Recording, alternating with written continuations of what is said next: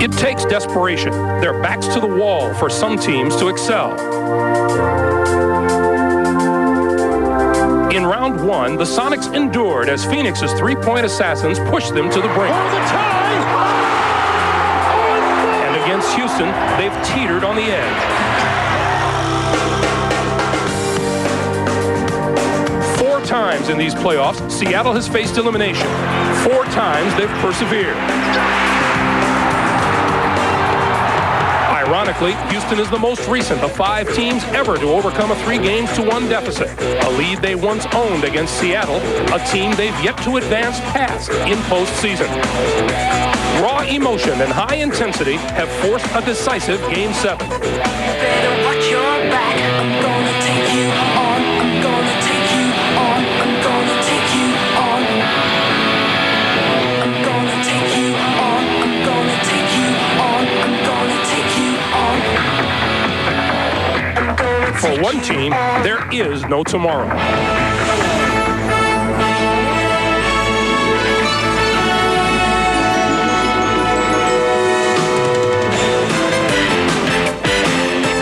This is the NBA on NBC. The 1997 NBA Playoffs.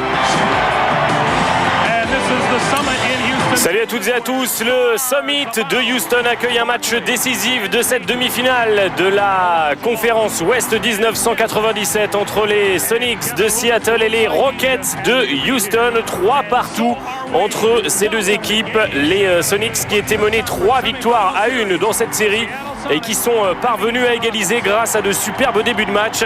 Encore dans le match 6, Seattle qui avait mené 16-2 dans les 4 minutes 49 qui avait débuté le match. Houston ne menant jamais. Dans le match 5, eh bien, ça avait été exactement la même chose. 15-5 dès le début du match pour les Sonics. Et Houston ne s'en était jamais remis. Les Rockets connus pour savoir très bien finir les matchs, mais qui dans cette série de playoffs et surtout dans les 2 dernières rencontres, eh bien, ont éprouvé les pires difficultés à démarrer les rencontres. Alors c'est vrai qu'il y a beaucoup de vétérans, c'est le moins qu'on puisse dire, dans cette équipe des Rockets. On va revoir quelques extraits du match numéro 6 de cette finale au couteau. L'an passé, les Sonics avaient écrabouillé les Rockets et cette saison, eh bien, c'est encore une fois une très grande finale de la demi-finale de la conférence Ouest. Le match 6 où Houston est revenu pour rien, mené de 22 points dans le deuxième carton. Les Rockets étaient encore distancés de 17 points à l'amorce de la dernière période. Et grâce à une charge des 3 Dream Teamers, Hakeem Olajuwon, Clyde Drexler et Charles Barkley, Houston était revenu à 2 longueurs des Sonics grâce à un shoot à 3 points de Drexler. Vous voyez les points et les rebonds de Barkley dans cette série. Et c'est Gary Payton qui, lors du dernier match, avait définitivement apporté la victoire aux Sonics. Le score 99-96. Les Rockets qui s'étaient imposés 112-102 dans le match numéro 1, puis 106-101 pour les Sonics dans le match 2. Les Rockets qui remportaient ensuite le match 3, 97-93, puis 110-106 après prolongation dans le match 4. Les Sonics qui réagissaient ensuite 100-94 et donc 99-96. On va assister à un match décisif entre ces deux franchises qui se connaissent très bien. Ils se sont affrontés, les deux équipes se sont affrontées à de nombreuses reprises en saison régulière. Ça s'était très bien passé pour les Rockets qui ont remporté leurs 4 matchs de la saison face aux Sonics, dont une dernière victoire de 40 points. Mais tout cela est complètement oublié maintenant. C'est toute une saison qui va se jouer sur un seul match pour ces deux équipes. Regardez, pour gagner, il faut mettre la pression, ne pas laisser son adversaire tout seul, il faut se battre, c'est sûr. Et quelle ambiance dans le Summit de Houston. Les Rockets qui veulent aller chercher un 3e titre dans les années 90. Et pour ça, il faut déjà gagner ce match contre les Sonics de Seattle. Le début du match dans un instant. Le début de ce match numéro 7 entre les Rockets et les Sonics. C'est le ballon pour Matt Maloney qui a été complètement muselé par Payton. Ça a été un changement tactique décisif. en faveur des Sonics, puisque en début de série, George Karl ne s'est pas méfié de Matt Maloney, il a eu tort. Et ensuite, il a demandé à Gary Payton de s'occuper du cas Maloney. Et Barkley tout de suite actif dans ce début de rencontre. Ouais, sous les yeux de Kevin Willis. Kevin Willis qui a écopé d'une faute technique pour avoir balancé un bon coup de coude dans la mâchoire de Shawn Kemp lors du dernier match. Et Kemp a réagi ensuite par une bonne gifle. Sans que d'ailleurs les arbitres ne le voient. Et Barkley au lancer franc. Barkley qui sait très bien que les Sonics peuvent venir s'imposer, même si c'est très rare de revenir après avoir été mené 3 victoires à 1 pour remporter la série. La dernière fois que c'est arrivé, eh bien Barkley était dans le camp des perdants et les Rockets étaient les derniers à avoir réussi cet exploit face à Phoenix dans les playoffs 95 avec un match 7 où Mario Elie avait rentré le shoot décisif.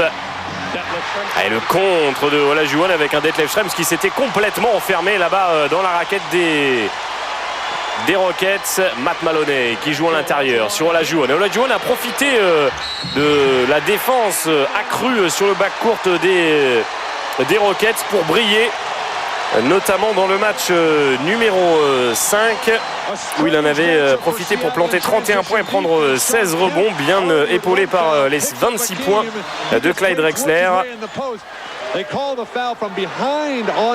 Alors que Maloney, je vous le disais, était complètement muselé dans ce match 5, 0 sur 6 à 3 points. Et Elie avait fait exactement pareil, 0 sur 5. Notez que je vous avais dit que les Sonics et les Rockets avaient disputé 4 matchs dans la saison. Ils en ont bien disputé 3 et non pas 4 puisqu'ils ne sont pas dans la même division. Mais les Rockets ont bien remporté tous les matchs, dont cette fameuse victoire de 40 points qui avait quand même eu un impact psychologique certain. Et notamment sur Kemp, la première faute de Clyde Drexler. 21 points, 11 rebonds, 1 contre dans cette série pour Kemp. Les Sonics qui veulent retrouver la finale NBA. L'an passé, ils avaient sweepé les Rockets sur la route d'une finale ensuite perdue face aux Bulls.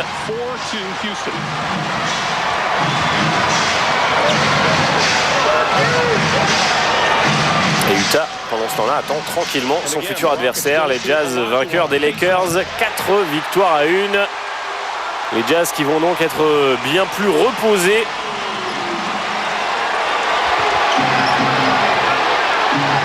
Perkins avec un coup de sifflet. Et Barkley qui n'est pas du tout content de ce coup de sifflet. On s'en serait douté. Première faute sur Charles Barkley qui a joué 53 matchs cette saison.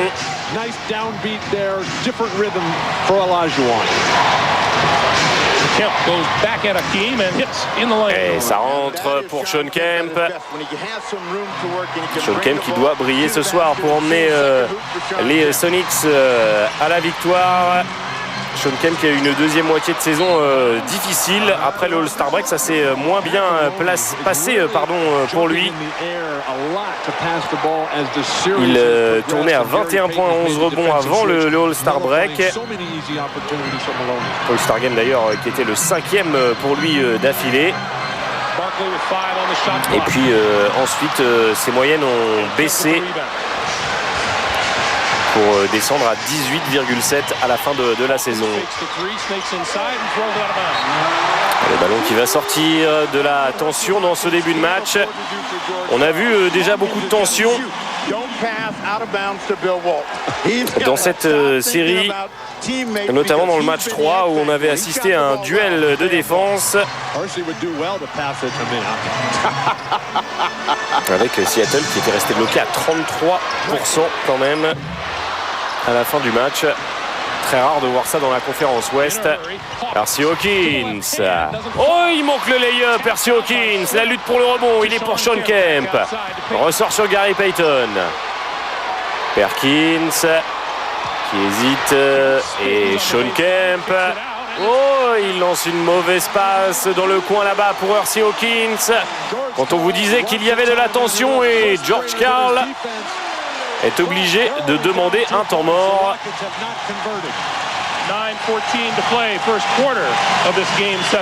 Hakeem Olajuwon qui a déjà joué 3 finales. Il aimerait bien en jouer une 4e. Pour ça, il faudra gagner ce match et ensuite battre les Jazz. Pas facile. Matt Maloney avec le pressing de Payton. On ne veut pas le laisser briller encore une fois ce soir. Matt Maloney, la surprise de la saison pour cette équipe des Rockets. Olajuwon qui a de l'espace pour travailler. Barclay qui s'est spécialisé encore plus que d'habitude dans le rebond cette année avec les Rockets. L'ancien meilleur rebondeur de la NBA quand même dans les années 80, Barclay. Payton qui marque. Barclay qui a rejoint Will Chamberlain, Kareem Abdul-Jabbar et Elgin Baylor comme les seuls joueurs de l'histoire de la NBA avec plus de 20 000 points, 10 000 rebonds et 3 500 passes décisives. C'est manqué pour Barclay. Payton, la contre-attaque pour les Sonics, 3 contre 3. Oh là là, c'était difficile ce qu'il a tenté Gary Payton. Detlef Schrempf, l'ancien meilleur 6e homme de la NBA à l'époque des Pacers d'Indiana. 2e faute personnelle, 3e faute d'équipe. Detlef Schrempf qui avait étudié au lycée puis à la fac dans cet état de Washington où se situe la ville de Seattle. Oh, Barclay, il est tout seul, Barclay. Il va au cercle, il va marquer face à Sam Perkins. Le numéro 4 de la draft 84 contre le numéro 5. Et l'ordre n'est pas celui que l'on croit forcément au vu de la carrière des deux joueurs, puisque c'est bien Sam Perkins qui était numéro 4 devant Charles Barkley. Perkins choisit derrière son coéquipier Michael Jordan. Et c'est vrai que Barkley a fait une carrière plus importante que celle de Perkins. Même si Sam Perkins a été très fort partout où il a joué, avec des exploits en play-off avec les Lakers, auparavant avec les Mavs de Dallas. Et aujourd'hui, c'est un joker offensif pour cette équipe des Sonics, c'est même un peu plus que ça quand même. Il a joué quasiment tous les matchs cette saison, 80 des 82 matchs des Sonics, Sam Perkins. Sean Kemp qui perd ce ballon, récupéré par Olajuwon. Mario Elie en contre-attaque avec Matt Maloney, une position à 3 points pour Matt Maloney. Et il ne faut pas lui laisser le moindre espace à ce rookie élu meilleur joueur de l'Ivy League et dans le deuxième 5 rookie de la CBA. Personne ne l'attendait, on pensait qu'il allait cirer le banc toute la saison chez les Rockets. Eh bien, il n'en a rien été. Hersey Hawkins, le ballon toujours pour les Sonics. Payton, oh Perkins, il adore ce genre de position, il est un peu fort ce shoot de Perkins. Payton. Et ça joue mieux du côté des Sonics dans ce début de match. Mais pourtant ce sont les Rockets qui mènent 12-9.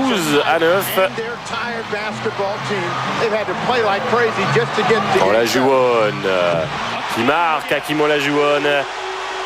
Les Rockets qui avaient eu plus de temps pour se reposer que les Sonics avant le début de cette demi-finale de la conférence Ouest, puisque Houston s'était imposé 3-0 face à Minnesota, alors que Seattle avait eu une série du premier tour très difficile face aux Suns de Phoenix, remporté 3-2.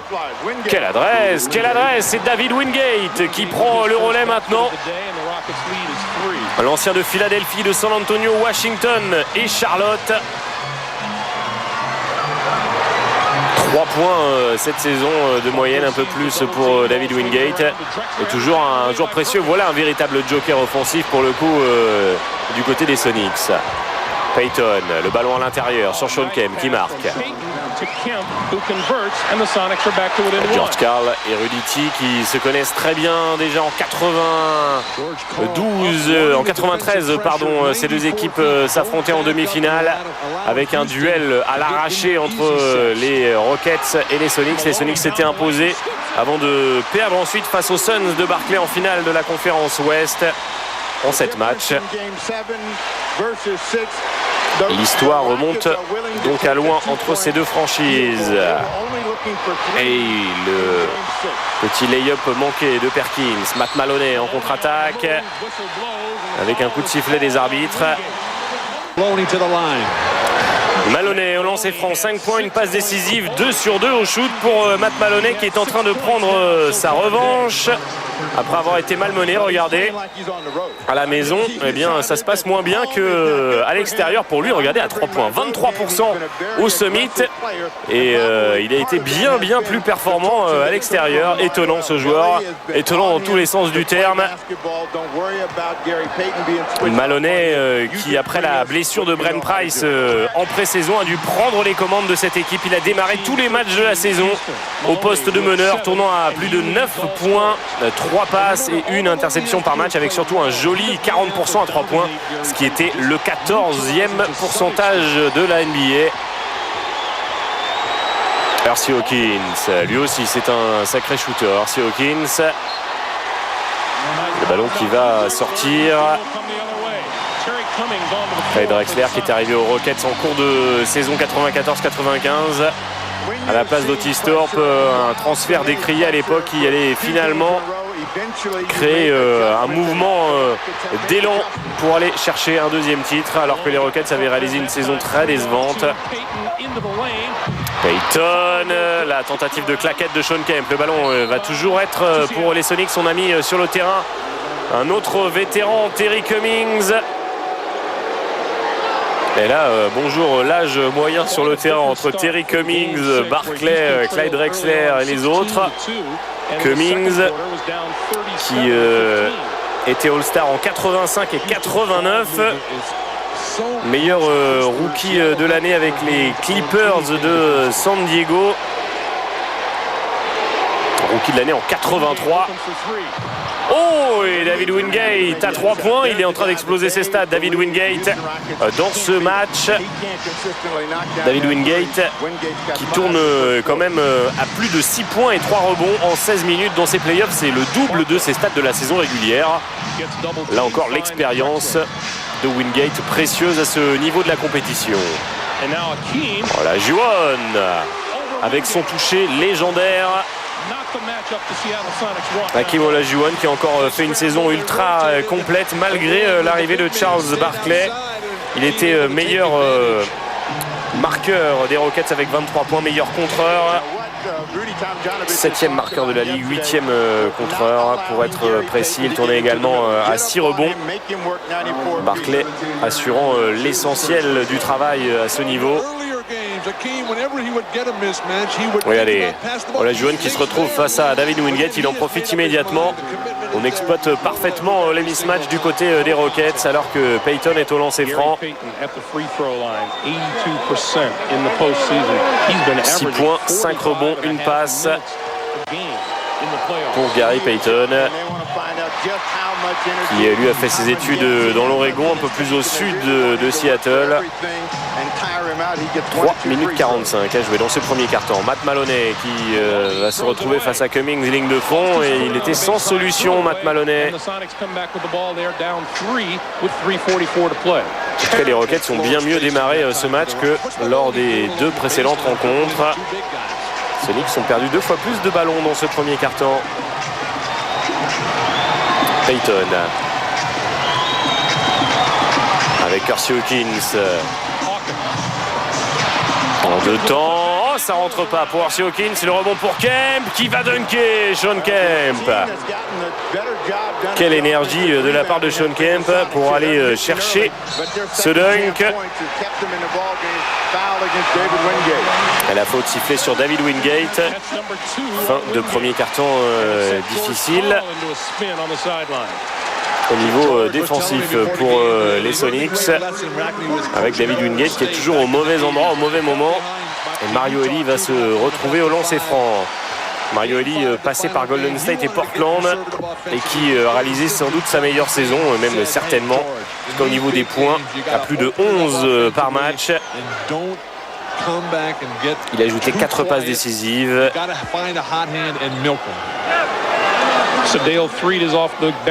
Il avait notamment fait un match assez extraordinaire dans la déroute de Seattle le 13 avril avec cet écart de 40 points, 113-73. Il avait donné 13 passes décisives dans ce match, Mario Elie. Et il avait surtout réalisé un autre exploit, Mario Elie, cette saison, celui de tenir Michael Jordan à 0 sur 9 dans la deuxième mi-temps d'une victoire des Rockets 102-86 face aux Bulls de Chicago le 19 janvier. Et vu la saison des Bulls encore cette année, ça reste un véritable exploit déjà de gagner et en plus de tenir Jordan 100 points dans une deuxième mi-temps. Alors que Sid Alfred a fait son entrée sur le terrain, une autre surprise dans ce roster des Rockets.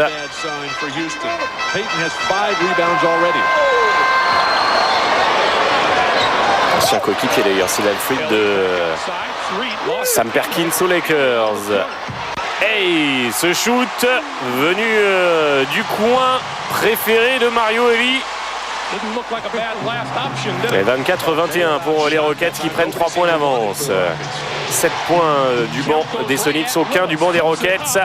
Oh, et ça rentre pour Sean Kemp, extraordinaire ce shoot. 24-23, 2 minutes 17 à jouer dans ce premier quart-temps. Et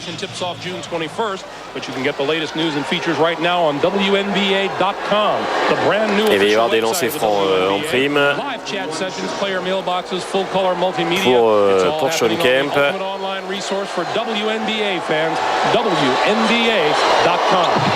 11 first quarter points for Sean Kemp, and he's tied the ball game up. Sonics, they've exhaled a little bit during the ball game. 24 partout. Et on va rentrer dans les 2 dernières minutes. Avec Mario Elie pour Kevin Willis. Kevin Willis qui marque. Encore un vétéran dans cette équipe qui ne compte quasiment que ça. On a construit cette équipe pour aller gagner le titre cette année. Déjà l'an prochain, ça s'annonce plus compliqué. C'est un peu l'année ou jamais pour les Rockets. Et pour son trio de stars. Cummings, lui aussi on l'a fait venir pour ça. Pour jouer un peu aux Rockets, pour avoir un scoreur vétéran qui a tout vu, tout connu, comme Terry Cummings. Dans le All-Star 89, il avait quand même fait 27 points et 12 rebonds, Terry Cummings. Non, plutôt dans les All-Star 85 et 89. Oui, je me disais, ça fait beaucoup, 27 points, 12 rebonds. C'était sur ces 2 participations. Ce qui fait quand même des stats plus que corrects dans un All-Star Game lorsque l'on vient du banc. Oh, et le ballon qui va sortir. Non, il est sauvé par Mario Elie. Clyde Drexler, quel shoot de Drexler qui sauve les Rockets sur cette possession. Les Rockets qui mènent toujours d'un petit point. Payton qui égalise, 28 partout. Et à chaque fois, il faut sortir des shoots énormes pour inscrire des points. Mario Elie toujours avec cette belle agressivité offensive qui va provoquer des fautes. Alors, double technique sur Wingate et sur Clyde Drexler. Et ça continue. Kevin Willis et Kemp qui ont tous les deux reçu de grosses amendes après leur accrochage du match 6 dont on vous a parlé. $10 000 pour Willis et $5 000 pour Kemp. Rugiti, joueur mythique des Rockets.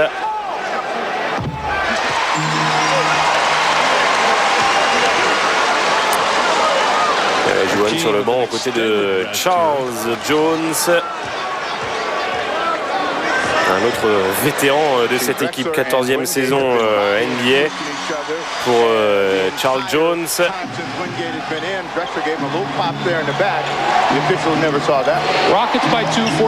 Payton. Payton, oui, si on lui laisse 1 mètre, il va prendre le shoot à 3 points, Gary Payton. 11 points dans ce premier quart-temps pour le meilleur des Sonics.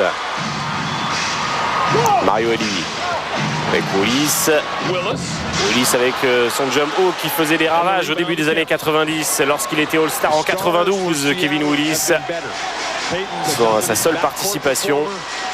À l'époque où il tournait à 15 rebonds de moyenne par match. Il fallait vraiment un roadman exceptionnel pour le devancer dans le classement des meilleurs rebondeurs. Marché de Payton, oui, évident ce marché de Gary Payton, le plus haut joueur drafté dans l'histoire des Sonics, numéro 2 de la draft 90, qui tournait cette saison à 19 points et 7,5 passes décisives. Oh, c'est court ce shoot, c'est la fin de ce premier quart-temps.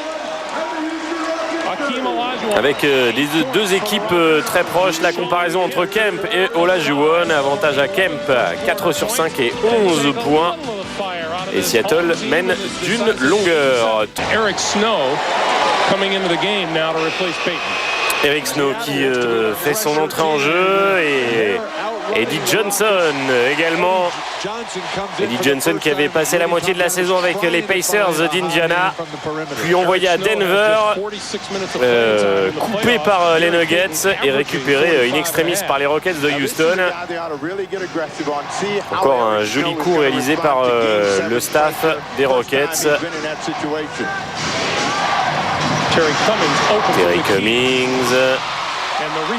Terry Cummings qui avait réalisé peut-être sa meilleure saison en 89, et Eddie Johnson lui aussi avait réalisé sa meilleure saison en 89 lorsqu'il tournait à 20 points en venant du banc pour les Suns de Phoenix et qu'il avait été élu meilleur 6e homme de la ligue.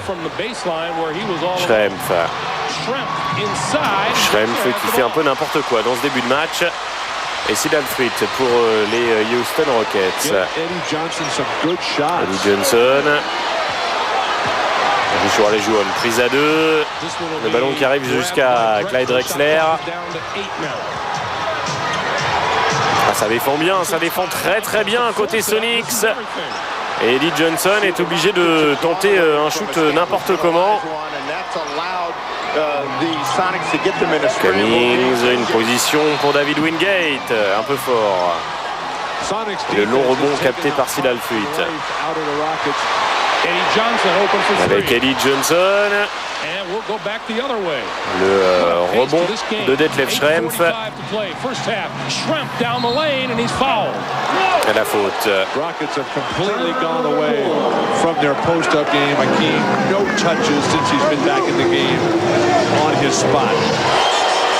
Detlef Schrempf, we have not had a point scored in almost 2 minutes. Alors Detlef Schrempf, ça ne s'arrange pas pour lui dans cette rencontre.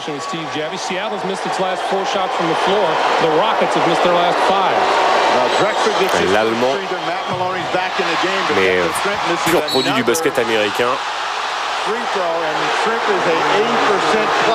Ouais, le ballon va être pour les Sonics, que c'est bien joué.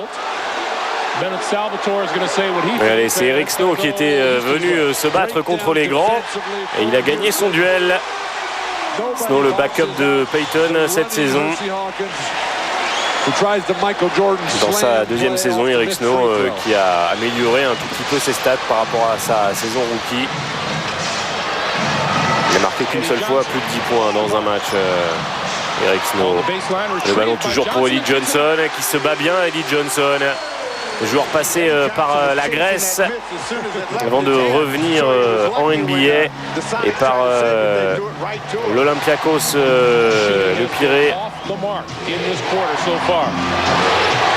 Sean Kemp face à Hakeem Olajuwon. Le ballon qui va rester en possession des Sonics.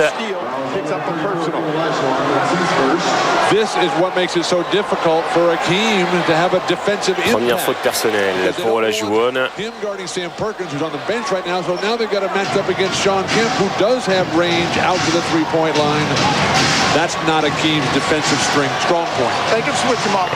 il prend le shoot, Eric Snow, très court.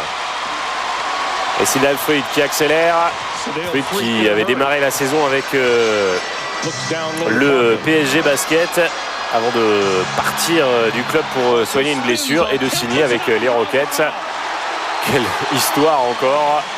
Il n'y a que ça dans cette équipe. Entre les stars et des histoires incroyables de Matt Maloney, d'Eddie Johnson ou de Sidney Fruit. Des joueurs qui ont tous des rôles très importants. Et là, regardez, c'est Barkley qui en remontre à Shawn Kemp. Eux aussi se connaissent très bien depuis que Barkley avait quitté la conférence Est et les Sixers pour rejoindre l'Ouest et les Suns. Ils sont habitués à s'affronter, être face à face. And Hersey Hawkins replaces Snow. Et le retour d'Hersey Hawkins sur le terrain. Barkley qui réussit son lancer franc.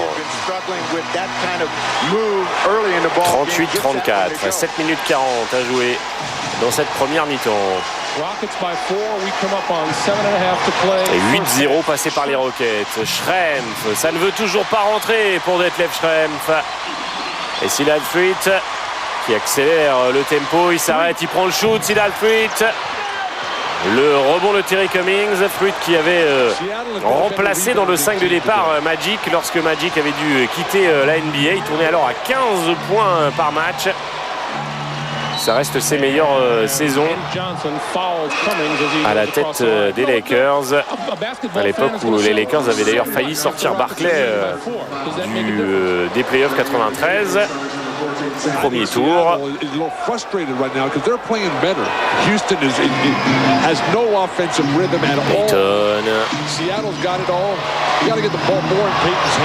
Payton à 3 points. Si Payton est à droit de loin, ça peut faire beaucoup pour les Sonics.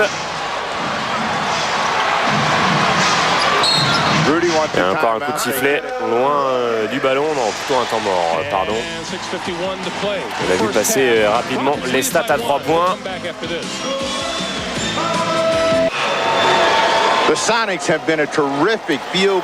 Alors regardez, 47% en saison, 45% en play-off pour les Sonics.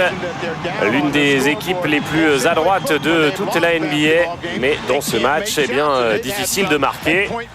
Detlef Schrempf a été totalement transparent. On n'a pas vu Sam Perkins. On a vu que quelques shoots de Wingate ou encore de Payton venu sauver un peu les meubles. Et Olajuwon, il était parti au dunk. 4 secondes. C'est le temps qu'il restait sur l'horloge. Et il va y avoir une faute sifflée contre Hersey Hawkins. Hawkins, ancien coéquipier de Barkley avec les Sixers de Philadelphie dans une époque très moyenne pour les Sixers. Avec Dawkins, Johnny Dawkins dans le backcourt. C'est à peu près les 3 seuls joueurs potables de cette équipe. Barkley, Dawkins et Hawkins. Parce que pour le reste, les Jeff Ruland et Charles Shackelford ne faisaient pas gagner les Sixers. C'était la raison principale du départ de Barkley, qui en avait marre de jouer dans une équipe aussi faible qui n'avait aucune chance de gagner le titre. Barkley qui était quand même arrivé aux Sixers à une époque où il y avait encore Dr. J et compagnie. Sidney Fruit avec Olajuwon face à Cummings. Et Eddie Johnson, lui, peut débloquer la situation dans la raquette pour Olajuwon, qui pour l'instant est pris à 2 voire à 3 en permanence.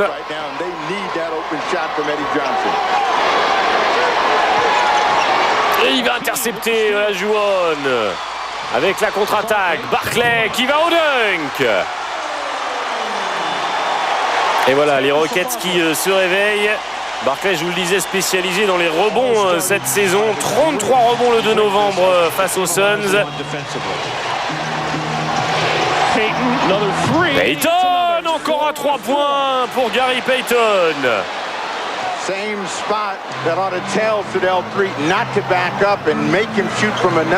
Payton, le 2e intercepteur de la ligue cette saison. est aussi très performant en attaque. Olajuwon, 5 secondes, renverse complètement le jeu avec Matt Maloney. Oh, il était difficile ce shoot de Matt Maloney, parfaitement assuré par le rookie. Élu dans le deuxième 5 des joueurs de première année cette saison, Matt Maloney. Oathwaite qui a failli perdre ce ballon. On joue avec les deux meneurs ensemble sur le terrain. Et enfin, un panier pour les Rockets et pour Eddie Johnson.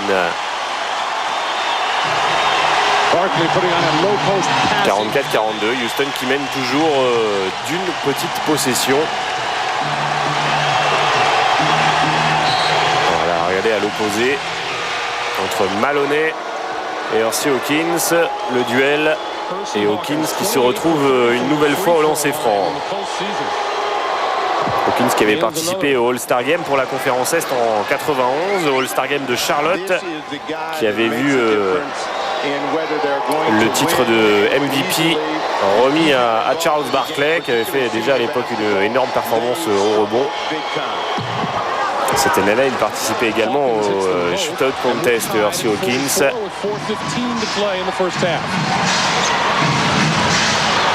Drexler back in the game, on the move, Olajuwon, jumper front rim. Rebond de Hawkins après ce shoot raté. Payton. Rebond de Barkley. Maloney qui bloque ses appuis, c'est un peu court. Il y avait Barkley au rebond, Drexler. Le panier va être accordé pour les Rockets. Drexler très actif, je vous parlais des performances aux interceptions de Payton. Drexler n'était pas mal non plus. 13e intercepteur de la saison régulière avec une pointe à 10 interceptions. C'était le 11 janvier contre Sacramento.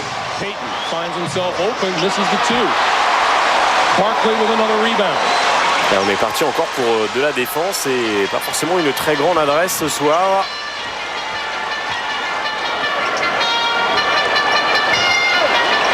Maloney avec Olajuwon, prise à 2 sur Olajuwon, Payton qui vient aider. Et là on renverse pas le jeu assez rapidement côté Rockets, même si Drexler avec son jump shot si reconnaissable parvient à sortir encore les Rockets d'une... George Karl qui disait récemment que s'il n'avait plus de possibilité de coacher en NBA, ça ne lui déplairait pas de retourner en Espagne.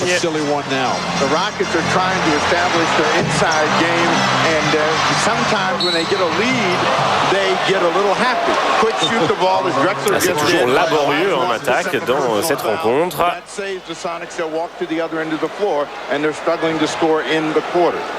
Deuxième faute personnelle d'Hakeem Olajuwon.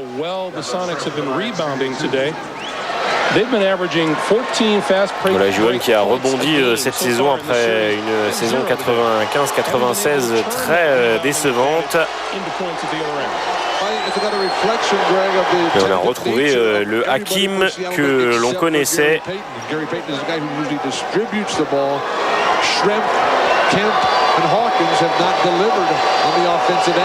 Notamment lors de la série de l'an passé. Olajuwon était l'un des coupables dans cette défaite 4-0 face aux Sonics en play-off. Il avait même été détrôné dans le All-NBA First Team par Robinson. Et ensuite, il n'avait pas fait de grands Jeux Olympiques sous le maillot américain. Hakeem. Maloney. Avec encore un coup de sifflet.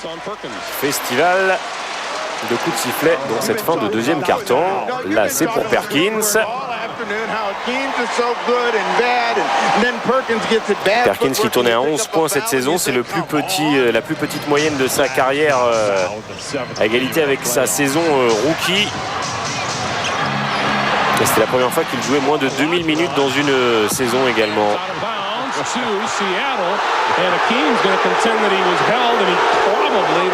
Et encore une faute. He gets in the lane, and the spin, he stumbles himself. He never got his right leg back underneath him, and then la faute de... ball for Seattle. Alors, non, en fait, il n'y a pas de faute. Nice little subtle hook by Sam Perkins. That's why you have long arms. Mr. Walton seemed to miss that. Et le ballon toujours pour les Rockets. Hakeem got a Voilà Juwon qui ne marque pas. Et le rebond pour Perkins. En ce moment, le jeu est complètement fermé. Sean Kemp. Kemp qui va au dunk. C'est le moment pour Sean Kemp de se faire pardonner de ses frasques dans la saison. Kemp qui se disait mécontent de son contrat avant de se raviser. Et puis il y a eu surtout les rumeurs à Seattle concernant l'alcoolisme de Sean Kemp. C'est Peter Vixey, un journaliste télé de la région de Seattle, qui avait affirmé que Kemp avait un problème avec la bouteille.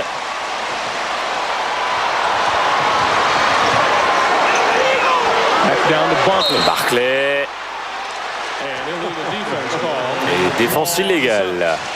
On manquait de coups de sifflet, donc les arbitres se sont dit qu'une petite défense illégale serait pas mal. Kemp est fou furieux.